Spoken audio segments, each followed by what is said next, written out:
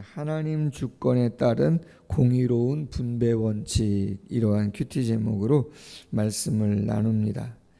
이제 요단강 건너서 가나안에 입성해야 되는데 바로 그 직전에 하나님께서 두 번째 인구조사를 40여 년 전에 시내산에서 가나안을 향해 출발할 때에 한 번 하셨는데, 두 번째 이제 전쟁을 목전에 두고 그리고 전쟁이 끝난 다음에 땅을 분배해야 할 일을 생각하시고 하나님께서 이스라엘 백성들에게 20세 이상 남자 가운데 전쟁에 나아갈 사람 계수하라.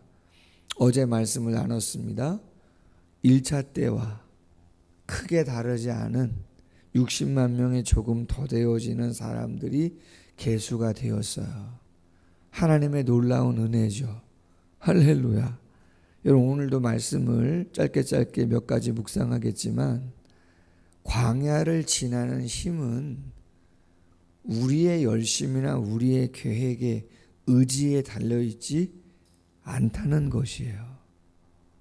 우리가 해볼 수 있을 것 같지만 광야는 예측 불허입니다. 예측 불허예요. 우리가 계획한 대로, 우리가 생각한 대로 되지 않습니다. 내 개인의 일도 그렇고 소중한 사람들의 일도 그렇고 우리가 함께하고 있는 공동체의 일도 그렇고 절대로 우리의 계획과 의지대로 되지 않는다는 것입니다. 먹고 마시고 입고 쓰는 것부터 시작해서 우리의 건강, 또 우리가 만나게 되는 사람들, 그 사건 사고들, 예기치 않는 것들, 여러분, 내 마음 내가 마음대로 할 수 있나요? 그런 왜 자기의 마음을 다스리는 자가 성을 빼앗는 자보다 낫다고 하는 그러한 말씀이 있겠습니까? 나도 내 마음을 감당이 안 되는데 누가 내 마음대로 될 것이며, 어려운 이야기들이라는 것이죠. 그래서 광야를 지나는 힘은, 그 능력은 오직 하나님께 있다. 그래서 그 하나님을 신뢰하고 가는 게, 그것이 순간순간 내 기대에 부응하든지 아니면 좀 더디든지 아니면 잘못된 내 생각하고는 좀 전혀 다른 방향으로 나아가는 것 같다고 할지라도 오직 하나님의 말씀이 기준이 되고 그 말씀 안에 거하려고 최선을 다하는 것이 가장 온전한 삶이라는 것이에요. 아멘. 믿음은 바로 그것을 믿는 것이라는 거죠. 자, 몇 가지 오늘 하나님의 주권에 따른 공의로운 분배 원칙에 대한 이야기를 가지고 영적인 교훈을 나눕니다. 자, 오늘 말씀에 보니까 이제 60만 명이 조금 더 되어지는 사람들의 통계가 나왔습니다. 그리고 그 통계를 어디에 쓸 것인가 오늘 본문에서 분명히 이야기를 하고 있습니다. 땅을 나누어 줄 때 기준이 된다는 것이죠. 왜? 수가 많으면 땅을 넓게, 수가 적으면 땅을 적게 분배해서 주라는 것입니다. 인구 수대로 땅을 분배하라는 거죠. 공평해야 된다는 것이에요. 상식적이어야 된다는 것이죠. 그러나 꼭 그것만을 말씀하진 않아요. 왜? 인구가 비슷한 2만 명 정도에서, 그렇죠, 5만 명 좀 더 되어지는 그러한 인구의 수가 차이가 나는데 비슷비슷한 그러한 부분들도 있기 때문에 하나님께서 최종적으로는 어떻게 하라고요? 제비를 뽑으라, 그렇게 되어 있습니다. 제비를 뽑는 것은 잠언서 16장 33절에 보면 사람이 제비를 뽑지만 이를 작정하시는 분은 하나님이시다라고 하는 말씀을 하신 것을 보면 하나님의 주권적인 선택으로 인해서 작정으로 인해서 모든 것이 되어지는 것이구나 라고 하는 것을 이야기하고 있다는 거예요. 첫 번째 영적인 교훈을 생각해 보면 여러분 우리가 삶을 살아가면서 가장 기본이면서 중심이 되는 것을 놓지 않아야 되는 건 뭐냐면요, 내가 믿음이 있다고 할 때 가끔 놓치는 게 뭐냐면 일방적인 거라는 거예요. 내가 뭐 기도해 봤는데 뭘 봤다던가, 내가 기도했는데 뭐가 보였다던가, 그렇죠? 들렸다든지 보였다든지 하나님이 나에게 뭔가를 말씀해 주셨다고 해가지고 그것을 일방적으로 팍 이야기를 한다는 거예요. 근데 여러분 그건 되게 위험한 것입니다. 왜냐하면 하나님이 나에게 말씀하신 거는 주관적인 것입니다. 그 주관적인 것을 객관화하는 것은 상당히 쉽지 않은 일이라는 것이에요. 무슨 말씀인지 아시겠죠? 구역이 아니면 부서가, 기관이 움직여져 갈 때에 리더들이 잊지 않아야 되는 것은 상식과 공평함이라는 것이에요. 사람들이 보았을 때 숫자가 많으면 당연히 거기에 점심 식사는 더 가야 되는 거죠. 이해 가시겠습니까? 재정을 분배할 때에 거기에 인원이 많으면 당연히 그렇죠, 재정이 조금 더 쓰여져야 되는 것입니다.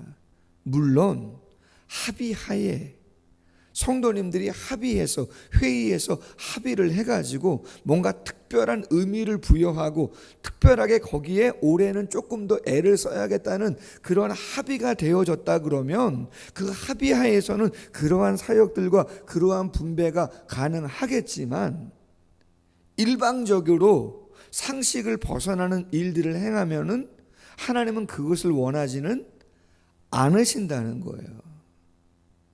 왜 인구수를 계수하라고 합니까? 그 광야에서. 그렇죠. 앞으로 가서 전쟁하고 땅을 분배해야 되는데 어떻게 해야 되느냐? 기름진 땅, 높은 산악지대가 아니라 평지, 네게부 사막이 아니라 저 헬몬산에서부터 흘러나오는 그 풍부한 물이 있는 그곳을 다 원할 것인데 인지상정인 건데 좋은 곳을 원하는 것은, 그렇기 때문에 그렇죠, 인구수를 정확히 계수해서 어느 지파가 몇 명 정도 되느냐, 거기가 많아? 거기가 적어? 그럼 그 땅이 수용할 수 있어? 없어? 어느 정도 되는 거야? 상식선에서 공평하게. 그러나 비슷비슷하다? 그럼 뭘 해요? 제비를 뽑는다 말이죠. 고린도전서 14장 40절 말씀에 모든 것을 품위 있게 하고 질서 있게 하라. 아멘. 하나님은 무질서의 하나님이 아니에요. 상식적이고 공평한 그것을 원하시지 분란을 원하시지 않는다. 무엇인가를 선택하고 결정할 때는 하나님의 뜻이 무엇일까? 하나님의 주권적인 영역을 내어놓으시지만 그러나 기본적인 상식과 공평함을 잊어버리지 않아야 된다. 하나님은 절대 어지러운 무질서의 하나님이 아니시다. 할렐루야. 두 번째 묵상할 수 있는 것은요, 다른 지파만 계수하라고 말씀하신 것이 아니고 하나님의 성전을 성막을 수종드는 레위인들도 땅을 분배받지는 않았지만 하나님의 성전에서 성막에서 수종드는 레위인 사람들도 계수하라. 그래서 오늘 본문에 보면 62절 말씀에 2만 3천 명 정도가 계수되는 모습을 보게 되어집니다. 근데 한 가지 묵상해 보면 좋은 것은 레위의 아들들이 게르손, 고핫, 무랄이라고 되어 있고요. 그리고 고핫 자손의 종족들의 이름이 쭉 나오는데 거기에 보면 58절 하반절 말씀에 고핫은 아므람을 낳았다. 그리고 59절에 보면 아므람의 처의 이름은 요게벳이다. 레위의 딸이다. 애굽에서 난 자다. 그리고 아므람은 아론과 모세와 그의 누이 미리암을 낳았다. 제가 이 말씀을 묵상하면서요, 이런 표현이 하나님께 합당하지는 않지만 정말 하나님 대단하시다. 하나님 놀라우시다. 벌써 하나님이 그 모든 걸 계획하시고 작정하시고 한 가정을 하나님의 지혜 속에서 택하신 것이구나. 하나님이 메시아가 이 땅에 오실 것을 벌써 창세기 3장 15절에서 여자의 후손을 통해서 원시복음이라고 하는 그 말씀을 통해서 오실 것을 작정하셨고, 그리고 그것을 구체화하시면서 데라의 아들, 그렇죠, 창세기 11장에서 아브라함을 하나님께서 선택하시고 구체화하시는 장면에서부터 우리는 볼 수 있지만, 오늘 본문 속에서도 하나님께서 그 종살이하는 이스라엘 백성들, 430년 동안 종살이하는 그들, 야곱의 아들 레위 지파 속에서 하나님께서 벌써부터 누구를요? 아론과 모세와 미리암을 한 가족 되게 하시고 그 식구, 그 가족을 통해서 이스라엘 민족을 이끌어 가시기를 원하셨다라고 하는 것은 참 놀랍다는 거예요. 여러분, 룻기서가 그런 거 아니에요? 모함 여인이잖아요. 남편도 시동생도 시아버지도 다 잃은 그 이방 여인, 그 이방 여인을 통해서, 그렇죠, 다윗의 증조모가 되게 하시는, 본인도 몰랐을 겁니다. 이 땅에서는 본인도 몰랐을 것이고 아마 천국 가서 룻기서가 쓴 것을 알았을 것이라는 거죠. 하나님은 절대적인 주권을 가지고 우리의 삶을 이끌어 가신다. 할렐루야. 세 번째로는 60절 이하인데요, 아론에게서 나답과 아비후와 엘르아살과 이다말이 났다. 그런데 나답과 아비후는 다른 불을 여호와 앞에 들이다가 죽었더라. 여러분, 이 기사를 왜 여기다가 기록을 할까요?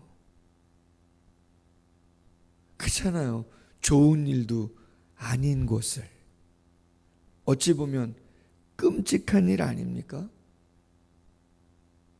하나님께서 레위 지파 가운데 고핫 자손을 선택하셨고 그 고핫 자손 가운데, 그렇죠, 아론의 자손을 제사장 가문으로 선택하신 거예요.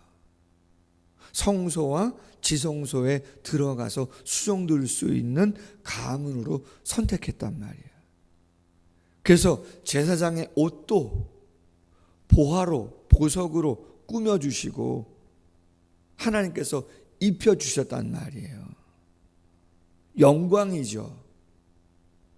취임식도 아주 멋지게 했단 말이죠. 그런데 레위기 10장에 가서 처음으로 제사 드리는 날인데, 그렇죠, 향로에다가 불을 담아 하나님께 예배하는 절차를 밟는 중에 나답과 아비후가 어떻게 합니까? 번제단에서 숯을 가져다가 향로에 담아서 들어가야 되는 것을 번제단에서 숯을 가지고 오지 아니하고 다른 곳에서 자신들 편의주의로 예배하다가 하나님의 불에 의해서 타 죽는 일이 일어나게 됐단 말이에요. 벌써 오래전 일입니다. 근데 그 일을 수십 년 전 일을 오늘 언급하고 있단 말이에요. 이유가 뭐냐는 거죠. 고린도전서 10장 9절 이하에 이런 말씀이 있어요.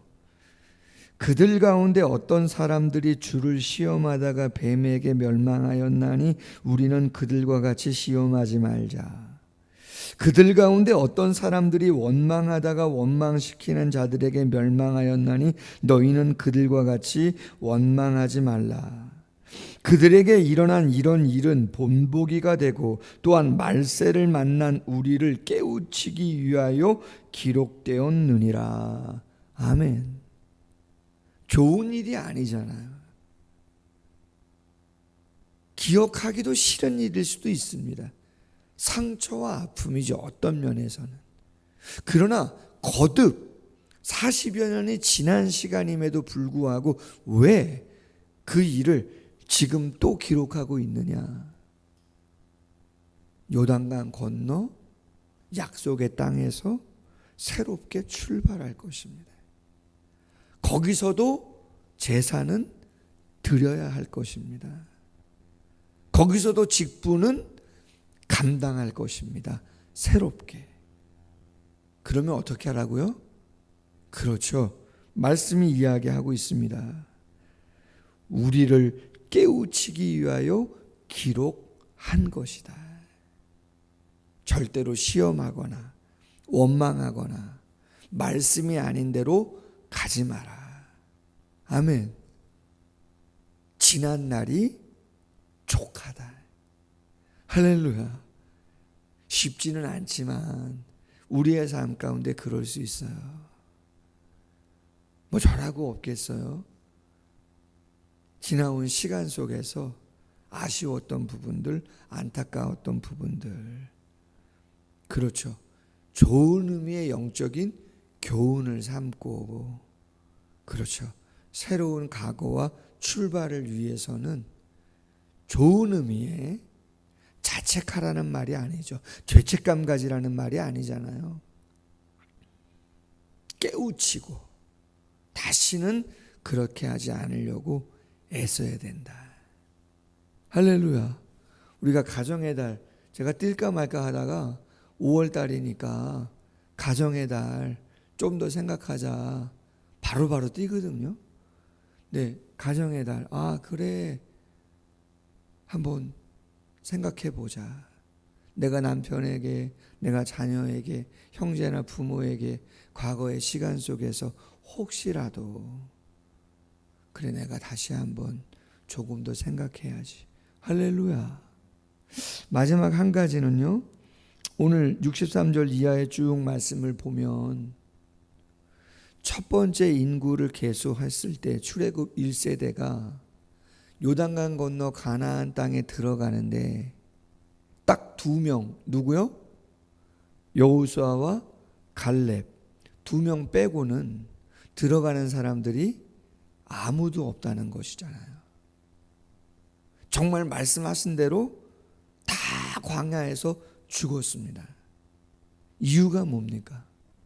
광야를 온전히 지나온 이 두 사람의 공통점, 그리고 다른 사람들, 광야에서 다 죽은 사람들과의 차이점이 과연 뭐냐는 것입니다. 딱 두 가지예요. 믿음이 있었느냐, 그리고 그 믿음대로 순종했느냐.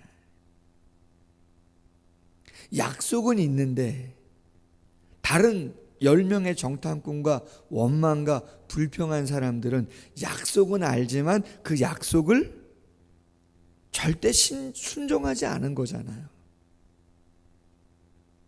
근데 여호수아와 갈렙은 약속이 상황과 현상과 맞지 않지만 현실과 상황을 보지 아니하고 약속을 믿고 그리고 믿은 대로 순종합니다. 그 차이잖아요. 할렐루야. 힘들어도 감당하려고 하잖아요. 여러분, 조금 없으면 어떻습니까? 조금 아쉬움은 어떠냐 말이에요. 조금 몸이 힘들어요. 여러분, 감당하십시다. 아멘. 조금 이해가 안 되면 어떻습니까? 왜 저러시는 것이지? 왜 하나님께서 왜 하나님이 저 사람을 만나게 하시고 왜 저런 일을 하나님께서 허락하시는 거지? 좋은 일도 아닌데? 여러분, 모르지만 그냥 믿고, 할렐루야, 하나님이 우리에게 좋은 것 주신다고 말씀하시니, 하나님이 우리를 최고로 사랑하시는데 좋은 것 주신다고 말씀하시면 지금 이해되지 않고 지금 버거워도, 할렐루야, 약속을 믿고 우리가 해야 할 일을 성실하게 최선 다하며 순종하면 하나님이 이끄실 줄로 믿습니다. 로마서 4장 19절 이하 아브라함에 대한 이야기를 하는 것입니다. 그가 100세나 되어 자기 몸이 죽은 것 같고 사라의 태가 죽은 것 같음을 알고도 믿음이 약하여지지 아니하고 믿음이 없어 하나님의 약속을 의심하지 않고 믿음으로 견고하여져서 하나님께 영광을 돌리며 약속하신 그것을 또한 능히 이루실 줄을 확신하였으니 그러므로 그것이 그에게 의로 여겨졌느니라. 아멘. 광야에서 하나님이 다른 거 안 본다는 거잖아요. 약속을 믿느냐, 그리고 인내하며 순종하느냐. 하나님의 때에 당신이 알아서 응답하시고 역사하시겠다는 거예요. 쉽지 않아요. 오랜 시간 걸렸잖아요. 25년. 다윗도 10여 년이 넘었고 요셉도 13년이 넘었고 보통 시간이 그래요. 할렐루야. 저도 여기 올 때 한 10년 정도 있으면 이 지역이 많이 개발되고 앞에 길도 나고 뭐 그럴 것 같은 생각이 있었어요. 내다보고 왔는데 13년 됐는데 아직 길은 안 났어요. 언제 날지 몰라요. 그냥 가는 거죠. 할렐루야. 제 때에 되면 좋은데 제 때에 안 되면 하나님이 그 다음 아시겠죠. 할렐루야. 기도하겠습니다. 하나님 아버지, 제비 뽑는다는 것은 하나님의 주권을 잊지 말라는 것이고 인구수를 많은가 적은가를 알게 하시는 것은 땅을 분배할 때 상식 안에서 공평하게 하라고 말씀하시는 거 아니겠습니까? 하나님의 공동체를 함께 일원이 돼서 운영하며 나아갈 때에 리더의 선자들이 어떠한 마음을 가지고 그 일들을 감당해야 되는가를 잊지 않도록 도와주시기를 원합니다. 출애굽이 있기 훨씬 전부터 하나님은 아론과 모세와 미리암을 하나님은 알고 계셨고 선택하셨습니다. 하나님의 엄청난 지혜가 분명히 우리의 삶 가운데 작용하고 있음을 하나님 잊지 않도록 도와주시기를 원합니다. 왜 나답과 아비후의 그 끔찍한 일을 기록하고 계시는가? 벌써 40여 년 정도가 지났음에도 불구하고 왜 새로운 요단강을 건너 가나안의 삶을 앞에 두고 그 일을 기억하게 하시는가? 깨우치게 하기 위해서 기록하셨다고 말씀하셨습니다. 잘 생각할 수 있도록 도와주시고 그 모든 성경의 일들이 좋은 사역의 교훈이 될 수만 있도록 함께해 주시기를 원합니다. 주님을 시험하지 않게 하시고 다시는 원망하고 불평하지 않도록 도와주시고 오직 여호수아와 갈렙처럼 하나님의 약속을 신뢰하고 순종하며 그 길 걸어 광야를 온전히 감당하는 우리 모두가 될 수 있도록 꼭 함께하여 주시옵소서. 감사하며 예수님의 이름으로 기도하옵나이다. 아멘. 예, 계속해서 기도합니다.